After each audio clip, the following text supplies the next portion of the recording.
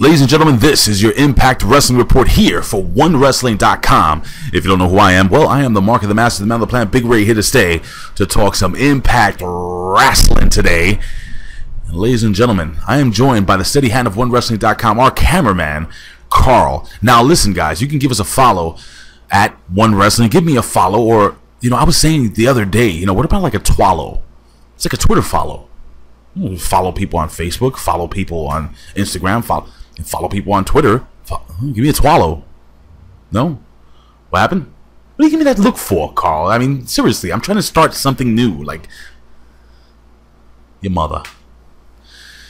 Anyway, listen, guys, I don't know if it's the whole Mandela effect thing, but I swear to God, I thought last week was supposed to be the last show coming out of India, and I had complained about how flat it was, but apparently there are going to be more shows from India. I'm not sure if they're going to be back in India next week. I don't even know what the hell's going on right now. All I do know that July 2nd, ladies and gentlemen, it will be Slammiversary, Slam 15, and we're going to have a very special guest on here, OneWrestling.com, a guest separate from this video. This video is not going to be on this video. It's going to be a separate video. I don't know if I'm going to put it up on Saturday, June 24th, or maybe later today. I'm recording this 6/23/2017, the day after Impact Wrestling.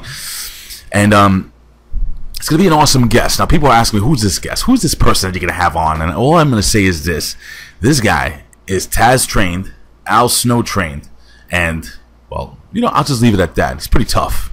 So there goes your hint. If you guys have any ideas of who it is, we'll leave your comments below here at OneWrestling.com or YouTube / One Wrestling Video. Listen, guys, go over to OneWrestling.com, the actual website, not just the YouTube site, which we would love you to subscribe. And we have polls every day now. Well, every day that there's wrestling. So for WWE SmackDown, Raw, NXT, and of course I'm going to put the poll up here for Impact Wrestling, and there are different various questions, so on and so forth. So, you know, ask, you know, and we want your feedback, guys. If you have any questions, if you guys have any good ideas for a cool poll, again, leave your comments here below. All my social media is down here: Snapchat, Facebook, Twitter. Let's jump right into the show. Start off the night with a nice video package of Sonjay Dutt actually winning the X Division Championship and basically cutting a promo of his life. You know what I'm saying? Basically breaking down how happy he is, you know, that he actually, you know, waited 15 years to do this. And he did, man. It was a long battle, but finally, I mean, when the last time Sonjay Dutt, you know, when he had hair. I'm just saying. Is what it is. But anyway, Laurel Van Ness is backstage with Sienna, and Sienna's trying to get her to focus.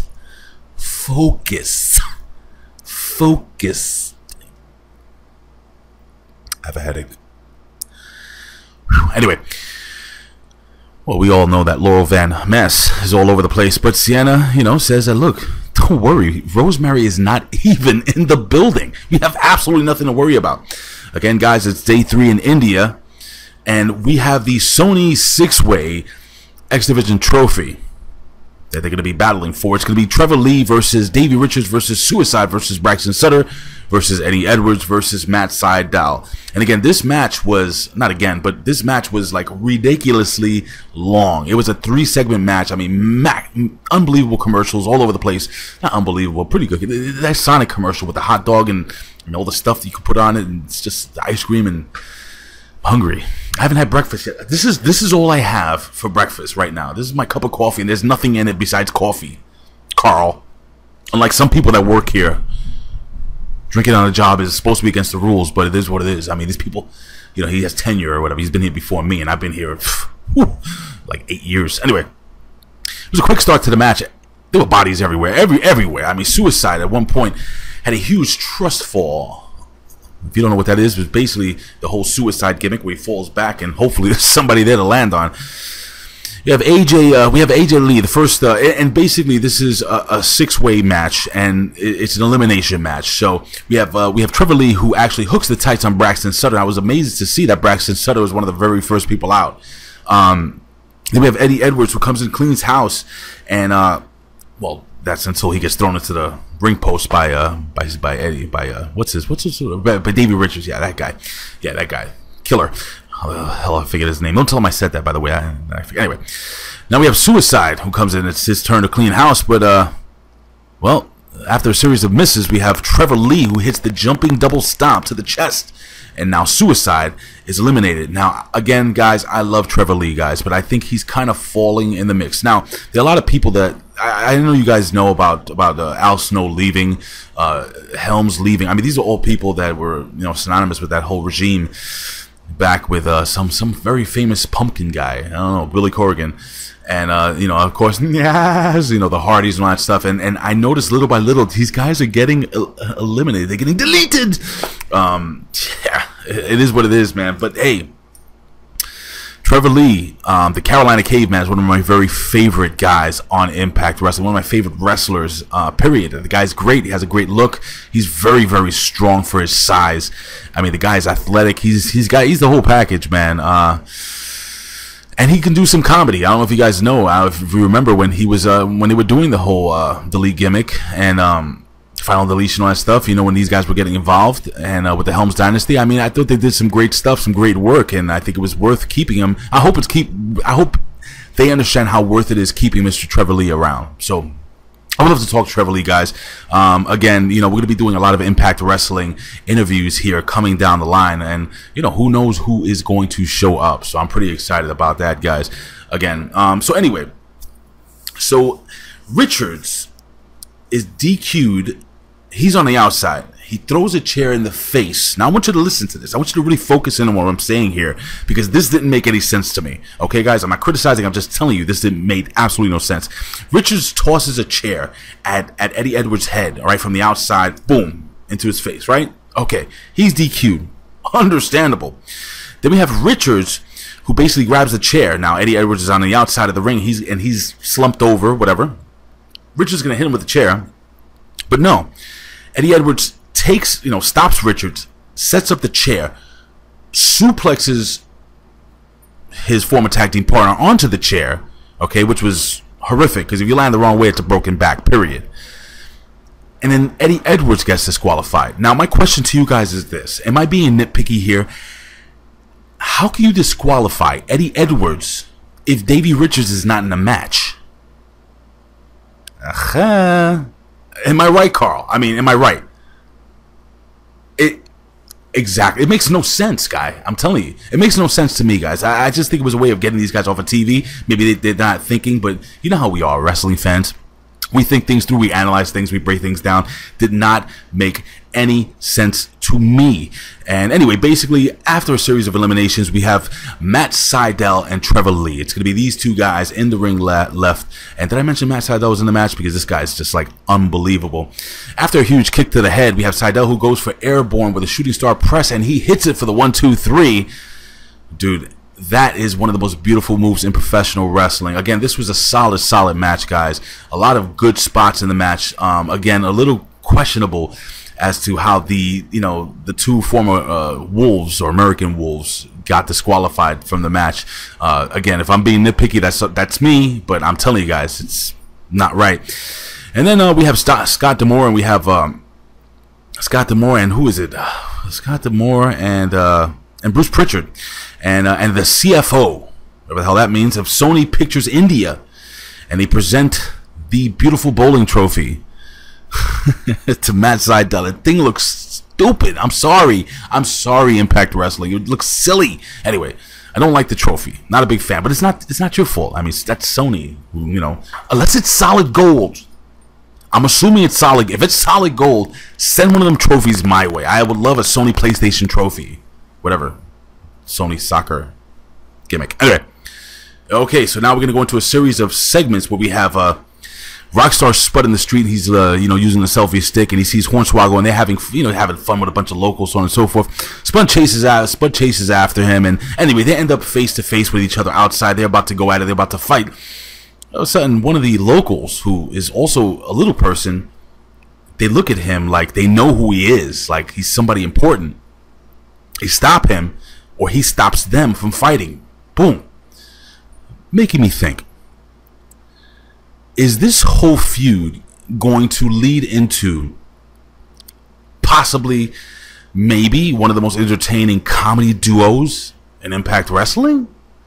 Maybe these guys become friends. You know, I remember when I was a kid, I had a friend Well, he wasn't my friend at the time. We used to go back and forth. A guy named Tony Karambot.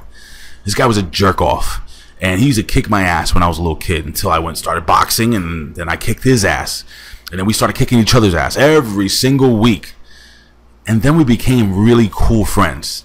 I'm wondering if this is the way it's gonna happen with Rockstar Spud and Swoggle. I'm assuming. We have Allie backstage, and she is absolutely distraught because, well, the demon assassin is not in the building. So she's trying to convince herself that, you know, that her homegirl is going to show up. Well, we're going to see later on if she does or not. Then they play a video package of Joseph Park and Jeremy Borash. Joseph Park is down, man. He's down. I think he realizes that that match with Scott Steiner and who's that guy's name? What's that guy's the greatest of all time? Josh Matthews, that gimmick. Yeah, man, that guy. They're going to be a tough team to beat. He's a little, you know, he's a little down, but look, JB gives him some weird freaking pep talk, mixing up. Listen to it really, really well. I don't remember the Russians being at Pearl Harbor or, you know, bombing. I'm just saying. I think, did he say the Germans or the Russians? I can't remember. I think it was the Russians. He was like all over the place. But they do the whole, oh yeah, mega powers, I ain't shaker. Dig it! Freak out. Sienna or Laurel Van Ness versus Allie and possibly Rosemary. I'm not really sure. Allie comes out on stage and Rosemary's music hits, but there is no Rosemary. So the ladies decide, and I use that term loosely, but I'm talking about Sienna and Laurel Van Ness decide to go at and attack Allie on the stage, on the ramp. But little they know, demons usually live under the ring. I don't know if you watch wrestling, but Kane lives under the ring. He's there all the time. I know he runs for office and he goes right back under the he's got a duplex underneath. It's amazing. And apparently she has a studio right now because he's just starting in the business, so it is what it is. It was a decent match until up to one point we have KM who walks out, Kevin Matthews, with a kendo stick. And again, these kendo sticks are not the ones they use in the ECW. These gimmicks are the ones these are the real deal, man. I'm just saying. I'm not saying the ones in ECW weren't real. These are the Indian versions. I don't know if they hurt more. I've never been hit with one. Maybe I could. I mean, it's kind of high. Anyway, well, KM walks out. And Braxton Sutter shows up, and he's able to neutralize him. But during all this time, it's a distraction. Rosemary gets back in the ring and goes after LVN, that Laurel Van Ness. But after Sienna delivers like a German suplex, Van Ness hits the curb stomp. They called it the curb stomp for the onto the back, by the way, for the 1, 2, 3, and Rosemary being consoled by Braxton Sutter and Allie in the ring. So Rosemary gets pinned cleanly, and they said something that I was quite befuddled. They're saying that this is the first time Rosemary has lost a match in Impact Wrestling. I remember this team, one of the greatest teams in all space and time. I think beat them. Maybe she hasn't lost, but anyway. We move on to another video segment. We have LAX. Who's serious, Holmes? Like a late period. They picked up where they left off last week, and they went around. Basically, it's a video package of them going around the indies, just beating up on indie talent, and then going backstage and robbing the joint. Anybody want to call the cops? Maybe now? We have video evidence that LAX actually stole from a local promoter, wherever the hell they were. No? Call, put down your cell phone. It's none of your business, all right? Forget it. Anyway. All right, we have another Sonjay Dutt segment, and Sonjay Dutt comes to the ring. Anyway, we have JB and Mahabali Shera in the ring to introduce Sonjay Dutt, and he comes out all decked out in his cool Indian garb, man, and the whole dancing gimmick. I mean, everybody was. He again puts over the fact that it's been 15 years since he's fighting for the X Division and finally climbing to the X Division mountain, and then Low Key comes out in full suit. He comes out to congratulate Sonjay Dutt, and he thinks that, you know, Sonjay Dutt, I'm doing my Low Key, and he thinks that Sonjay Dutt, yo, this guy has a smooth freaking voice. He should be like, hi, this is Low Key here at 99.9 FM, smooth jazz and R&B. Anyway, They go back and forth, and look, he says, look, I gave you a title shot in the fly. Reciprocate, please. Sonjay Dutt says, you know what? I'm going to put all the doubt, because he says, I think that you were basically lucky in beating me. Listen, here's the deal. Sonjay Dutt says, you know what? I'm going to put all doubt out. How? Well, what's going to happen is I'm going to do it best 2 out of 3 falls at Slammiversary for the X Division title. I have a feeling Low-Key's going to win that one back. Anyway, Low-Key turns heel out of the blue and attacks Sonjay Dutt, beating the living hell out of him. Mahabali Shera is still in the ring celebrating. He doesn't know what the hell's going on, and he gets a kick to the stomach, and then finally Low-Key goes to the top, and he hits him with the Warrior's Way. Basically, I don't know, like just cracking the ribs probably of Mahabali Shera, and anyway, he continues to beat up on Sonjay Dutt until Matt Sydal comes to the ring and protects him. KM versus Mahabali Shera. So now after Mahabali Shera gets the big double stomp from the top rope, the guy's hurt, and some of the best doctors in the world are from India. Just letting you know that is a fact. That is a fact. Matter of fact, my brother was in the hospital the other day, and you know me, guys. I am in absolute love with my lady Jennifer. But believe it or not, there was a nurse, a doctor, Indian doctor, young lady, and she was flirting with me. Should I have said that on what call? No, I didn't flirt back. I was just being, myself. We'll talk about that later. But anyway,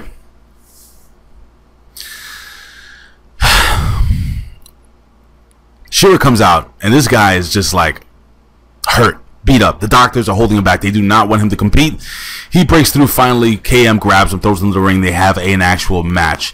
And this match was pretty much a quick match. We have KM, who dominated the first 1 minute 30 seconds of the match, and the second 20 seconds of the match, it was basically Mahabali Shera, and I'm condensing the match for you. Mahabali Shera hitting the sky high power bomb for the 1, 2, 3, but that's not it, my friends, ladies and gentlemen. Kongo Kong goes into the ring and absolutely obliterates Mahabali Shera. KM joins the party, of course, and then this was funny. Kongo Kong goes to the top rope, and when he jumps off the top rope, you can hear a genuine screech, like, oh my God, from the crowd. They were like, holy you get it. Hitting the big splash, further damaging Mahabali Shera. Wow. Anyway, we go back to JB, Jesus Christ, JB and Joseph Park. We had a training montage. Not just a training montage. We had an 80s style training montage with crappy music, slow motion, a lot of high fives, a lot of hugs, a lot of smiles, a couple of dives into a pool. Jeremy Borash does an athletic front flip into the pool, and then of course a cannonball by Joseph Park, and then they do the whole freeze frame. Ridiculous.